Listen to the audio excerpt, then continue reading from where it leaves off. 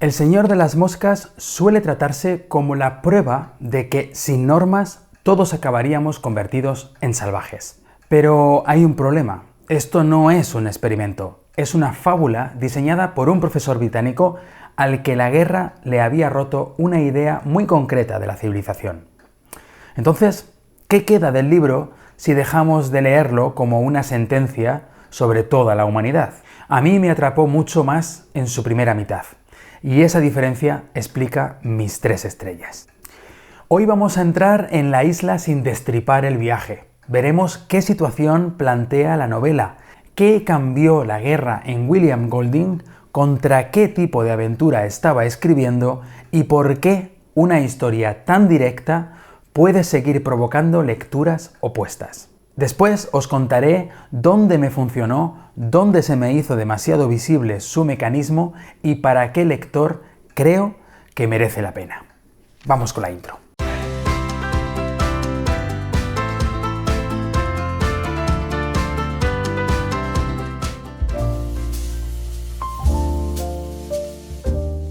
Esta fue mi lectura número 27 del año 2026.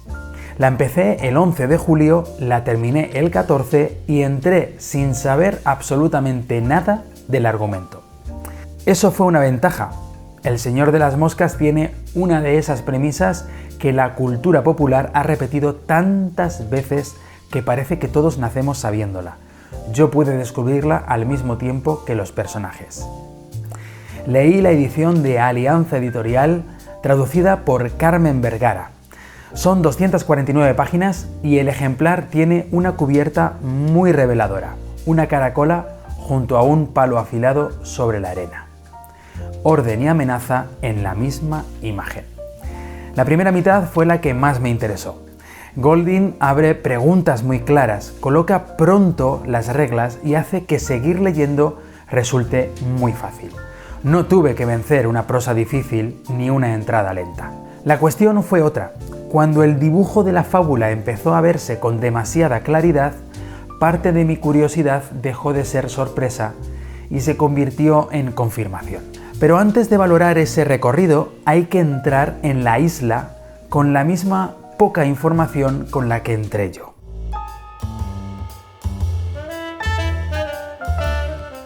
El punto de partida es sencillo. Un grupo de escolares británicos queda aislado en una isla tropical sin adultos y en medio de un mundo amenazado por la guerra. Al principio, la libertad casi parece una aventura. Hay fruta, agua, playa y mucho espacio. Pero también hay edades distintas, miedo y necesidades que no desaparecen porque no haya mayores. Ralph encarna el impulso de organizarse. Piggy aporta memoria práctica y razonamiento. Jack llega con una jerarquía ya aprendida. No son todavía personas convertidas en tesis, pero Golding coloca muy pronto las fuerzas que quiere enfrentar. La caracola permite convocar a los demás y ordenar la palabra. El fuego sirve como señal. Los refugios convierten la buena intención en trabajo. Todo parece básico hasta que hay que decidir quién habla, quién obedece y quién hace lo que no apetece. Ese es el verdadero mecanismo inicial. La isla ofrece recursos, pero ninguna institución preparada. Las normas solo existen si el grupo acepta sostenerlas, cuando dejan de ser cómodas. Y ahí aparece la pregunta que empuja toda la novela. ¿Las reglas contienen algo que llevamos dentro o crean algo que no existiría sin ellas?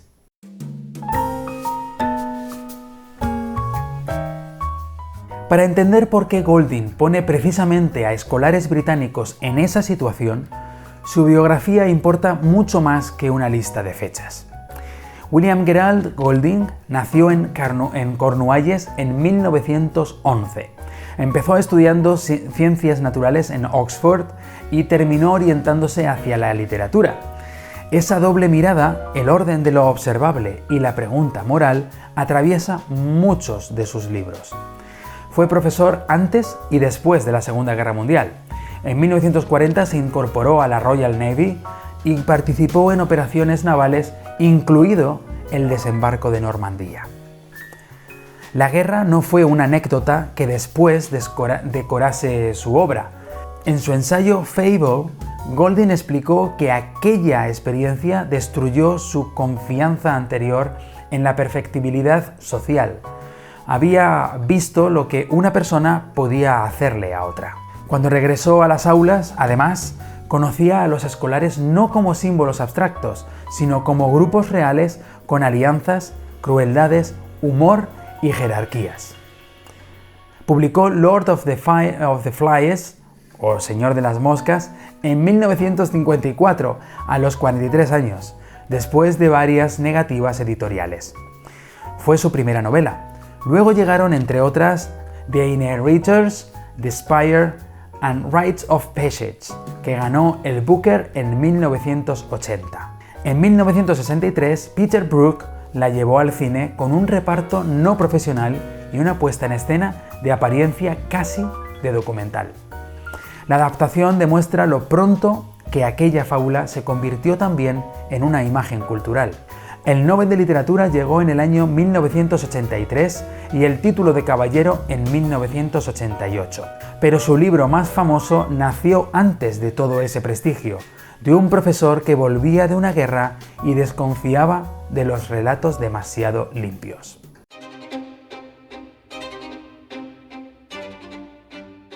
La idea de la novela surgió una noche después de que Golding y su mujer, Anne, acostaran a sus hijos.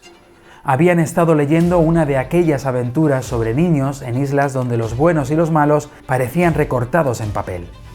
Golding se preguntó qué pasaría si escribía una historia en la que los chicos se comportaran como él creía que lo harían de verdad. El diálogo más evidente es con The Coral Island, la novela juvenil de R.M. Ballantyne, publicada en el siglo XIX. Allí, 3 muchachos británicos llevan a una isla la seguridad moral, religiosa e imperial de su época. El territorio desconocido termina confirmando quiénes creen ser. Golding da la vuelta a esa confianza. Sus escolares no llegan vacíos, llegan dentro del colegio. Las clases sociales, el lenguaje del mando y un país que, fuera de la isla, tampoco ha aprendido a vivir sin violencia. El manuscrito se tituló primero Strangers from Within, algo así como Extraños desde dentro. Faber lo rechazó inicialmente, pero el editor Charles Monteith vio posibilidades y pidió cambios importantes.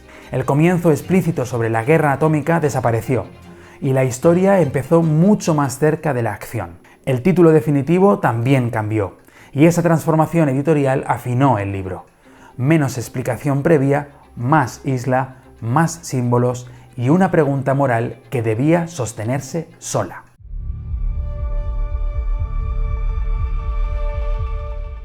Con ese origen, creo que el libro funciona en 3 capas.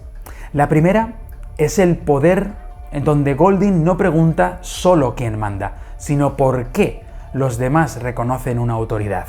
Una elección, un objeto compartido y una tarea común pueden organizar un grupo, pero también pueden quedarse vacíos si ya no producen obediencia. La segunda es el miedo. Cuando una amenaza no tiene forma clara, cualquiera puede ofrecer una explicación, y quien consigue nombrar el miedo obtiene una ventaja. Esto sigue siendo muy actual. La incertidumbre no elimina el poder, cambia quién puede ejercerlo. La tercera es la representación. Ralph, Piggy y Jack tienen rasgos propios, pero también ocupan posiciones muy visibles. La deliberación, la razón práctica, la fuerza, la pertenencia y el deseo de reconocimiento chocan en ellos. Por eso digo que el experimento no es la isla. Golding ha elegido las variables antes de ni siquiera empezar el libro. Solo chicos, educación británica, guerra fuera de campo y una tradición literaria que quiere contradecir. Eso no invalida la novela. Una fábula no necesita comportarse como un estudio científico. Necesita condensar un conflicto hasta que podemos verlo. El problema llega cuando damos el salto de estos personajes, diseñados así, producen esta historia. A todos los seres humanos haríamos exactamente lo mismo. En 1965, 6 adolescentes de Tonga quedaron aislados durante 15 meses en la isla de Ata y sobrevivieron mediante cooperación, reparto de tareas y cuidado mutuo. Su historia no refuta una novela. Eran 6 amigos con otra cultura y otras condiciones, pero sí recuerda que Golding planteó una posibilidad narrativa, no una ley natural. Leído de esta manera, El Señor de las Moscas gana matices. No habla de lo que somos cuando desaparece la sociedad. Habla también de la sociedad que llevamos con nosotros cuando creemos haberla dejado atrás.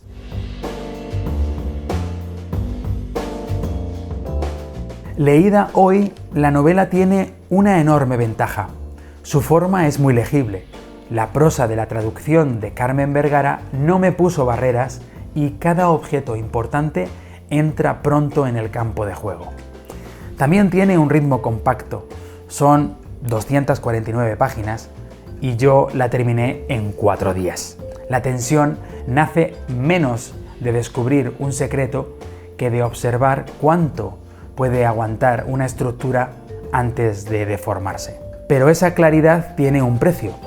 Los símbolos son tan reconocibles y los personajes ocupan posiciones tan definidas que a medida que va avanzando la novela, yo ya sentía cada vez menos incertidumbre sobre la dirección general que iba llevando. No necesitaba giros constantes, lo que eché en falta fue más resistencia del libro a su propia tesis.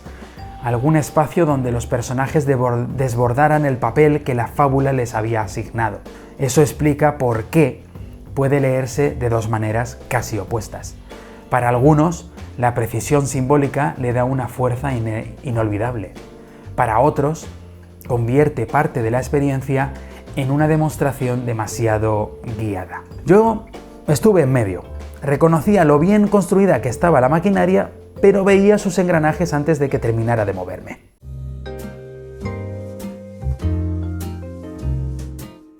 Mi experiencia fue muy coherente con esa tensión entre fuerza y previsibilidad. Entré a ciegas y la primera mitad me pareció la más interesante.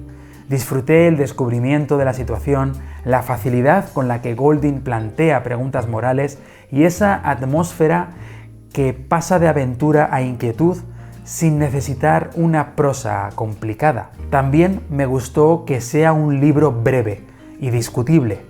Terminarlo no cierra la conversación, te obliga a decidir cuánto aceptas de su visión y cuánto pertenece al momento histórico, al tipo de educación y al diseño propio de los personajes.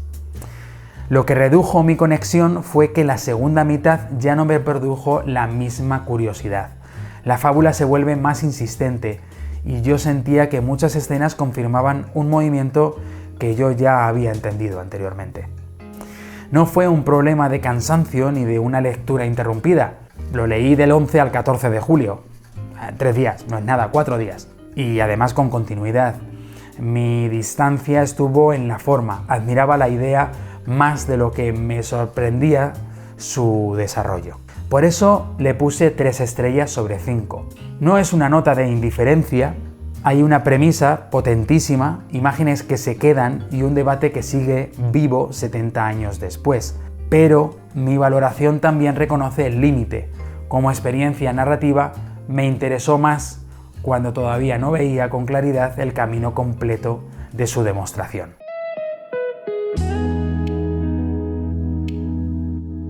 Recomendaría El Señor de las Moscas a quien disfrute de las novelas breves que funcionan como una pregunta moral, de los clásicos con símbolos claros y de las historias donde organizar una comunidad importa más que explorar un paisaje.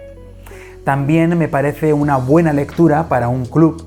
Su valor crece cuando alguien discute la interpretación más obvia, introduce el contexto de posguerra o pregunta si estamos confundiendo una fábula con una predicción.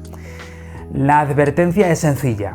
Si buscáis personajes que escapen constantemente de su función simbólica o una trama que oculte hacia dónde se dirige, quizá os pase como a mí y la segunda parte os interese menos que la primera. No la recomendaría como manual sobre la humanidad, sí como una máquina narrativa muy eficaz para discutir quién manda, de dónde nace la obediencia y qué miedos estamos dispuestos a convertir en autoridad.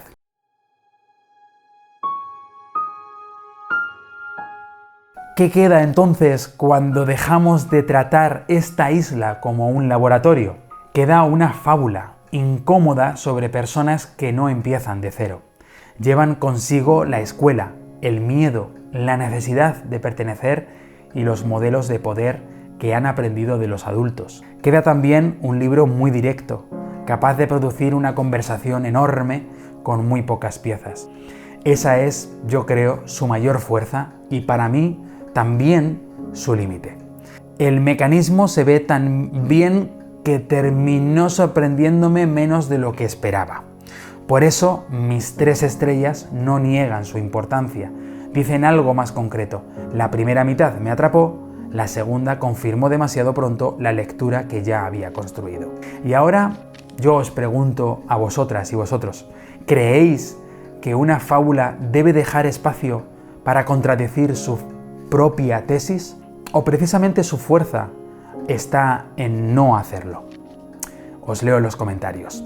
También, como ya sabéis, podéis encontrarme en Instagram en @maleta_libros. Suscribíos si queréis seguir viendo vídeos que voy subiendo todas las semanas y nos vemos en el próximo vídeo. Mientras tanto, seguid llenando vuestra maleta de libros.